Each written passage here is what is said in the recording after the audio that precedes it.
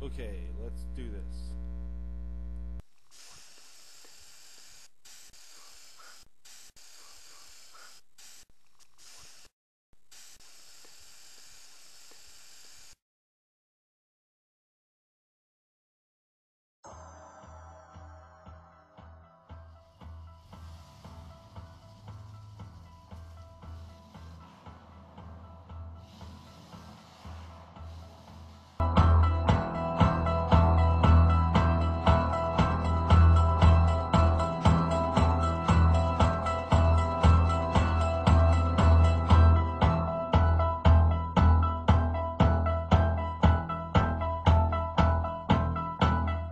What a film Christine is, from director John Carpenter, and written by the master of horror Stephen King.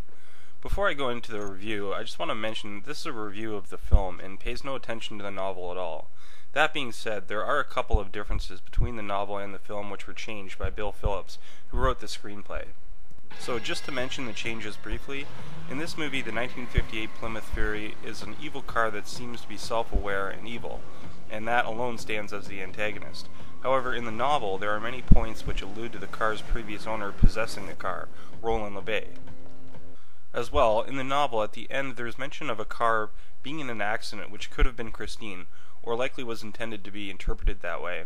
However, in the movie, at least in my opinion, the car is toast and won't be coming back. There are so many odd car facts and mistakes on fine detail in the film, and it's not really worth mentioning, and nor does it take away from the film. For instance, the car that Detective Rudolph Jenkins drives when he meets Arnie at the high school is a 1978 Plymouth Fury as well. Apparently, from what I've read, a popular choice for police cars in the 1970s. They did all this with $9.7 million as their budget, and they grossed $21.2 million. I didn't work out the inflation for this episode, but not a bad turn on the coin for that kind of cash. A great credit to the success of this film, obviously, was Stephen King. Not just for writing it, but for building his reputation to the point that this novel was being adapted for the big screen before the book was even in publication. And it's tough to please everyone, because apparently this film did not have enough violence to warrant a rating of R, and this worried the crew because people may pass on a horror movie that was only a PG-rated film. So they inserted the F word into the film in all its forms and achieved a rating of R, only to receive backlash from the critics claiming that it was too vulgar. Nonetheless, I think it did the trick. Interesting to note that Kevin Bacon was offered the lead role of Arnie but turned it down for Footloose. I can't stand the movie, but I suppose it was a good move. And besides, Keith Gordon as Arnie was spectacular. After viewing this, I was impressed that it wasn't butchered like so many other Stephen King novels are. Case in point, watch The Stand and then read the book and tell me they didn't majorly destroy a wonderful novel. But I find that seems to be the case with Stephen King books. Either it's a hit or a miss. In this case, I think the guidance of the man who brought us Halloween was what gelled Stephen King's novel with Bill Phillips' adaptation. So let's shift gears and take a look at Stephen King's Christine, directed by John Carpenter. Christine from 1983. The opening title is pretty cool. It's the sound of a 1958 Plymouth Fury firing up and idling. We open up in Detroit in 1957, a Plymouth assembly line. Love these cars. We meet Christine. Now I'm not up on how companies make them, but why is there a red car in the middle of a white car assembly line? Anyway, the hood slams into a guy's hand and you just kind of puzzle at the scene. Another man gets in and when a coworker goes to check on him, he finds him dead. This, I think, is the separation from Stephen King's version of the original driver possessing it. We meet Dennis Gilder, and then we meet Arnie's mother, and then Arnie. My first impression is, what a mess this kid is. A nerd in every sense. Dennis is clearly a cool kid, and you kind of feel proud of him for befriending Arnie.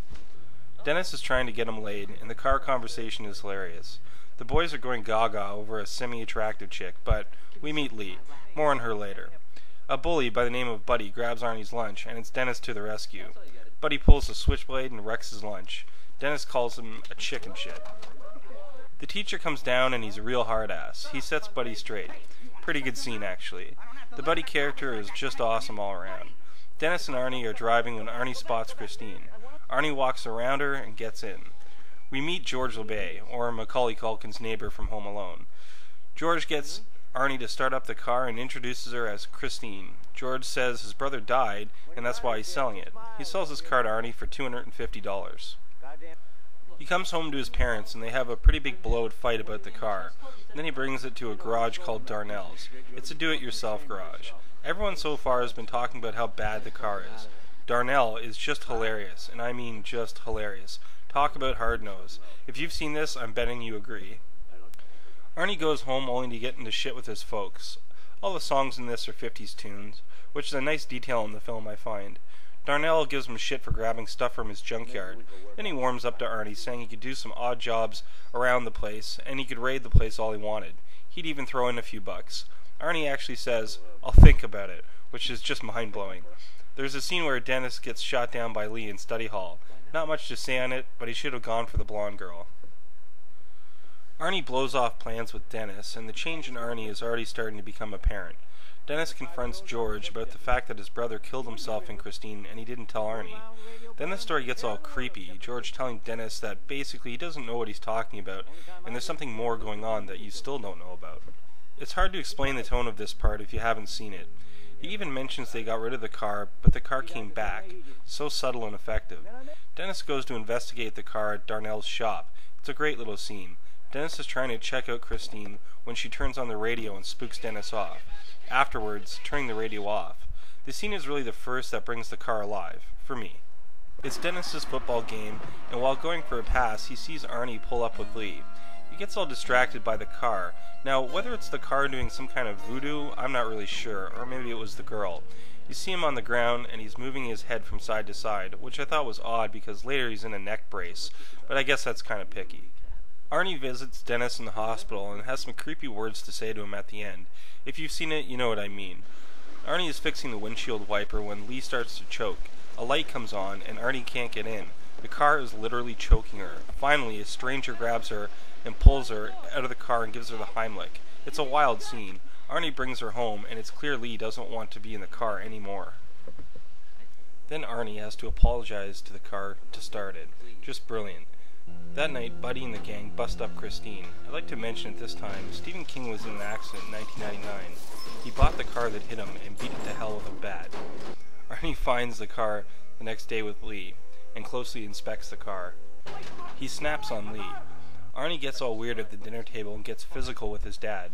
The change in him, I think, peaks around here. I notice that anyone Arnie and the car portray as a threat, they refer to him as a shitter. I have no idea why.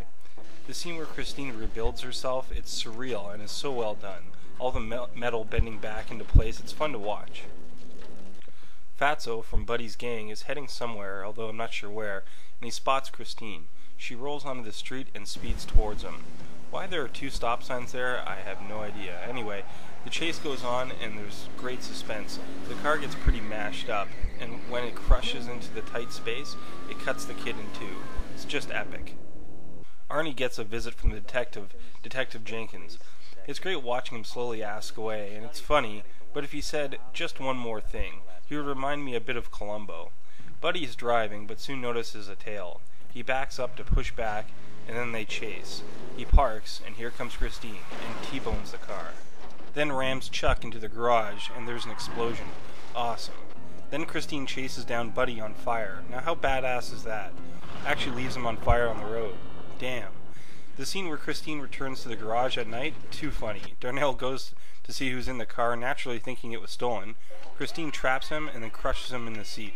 It's too bad because I like Darnell. Of course, the next day, the detective is at Darnell's and is questioning all the murders that took place. Arnie mentioning that he had to leave for school, even though it's Christmas break, which I don't really get. Lee calls up Dennis to talk about the car. Lee's on to Christine. Dennis gets picked up by Arnie, and off they go. Arnie is really creepy driving with Dennis. It's just crazy at times, even letting the wheel loose. Dennis carves Darnell's Tonight onto Christine and leaves, setting up to confront Arnie and the car. Dennis starts up the Caterpillar and tests it out. The cop actually stops by and takes off. Intense little bit, though. The idea is to bring the door down and trap Christine. But Christine takes off after Lee, surprising them that they're there. The struggle back and forth is intense. Dennis and Arnie have a stare down. It's just awesome. Arnie crashes and a shard of glass goes through him, killing him. Dennis attacks Christine with the Caterpillar and is kicking ass. He squashes it and the lights go out. I thought it was over, but the car regenerates like Wolverine. The Caterpillar crushes it once and for all. The next day, the cop, Dennis, and Lee stand watching the car, now cubed in the junkyard. They do a close-up of the car and it tweaked just a bit, ending Christine. It called for that ending. Even if you're not a huge horror fan, consider this a thriller as well. It's a horror classic and a must-see. Every time I watch this movie, I notice something new, or pick up on some different lines. Arnie's transition from a lovable nerd to a psychotic killer is brilliant, and even though he is the bad guy on the surface, you're rooting for him to be brought back, which makes his death impactful. The car is a lot of fun to watch, and I love the scenes where it regenerates. I rate this movie a 9 out of 10. This is Pat for Horror Movie Review Guy. Thanks for watching, sub for updates, and take care.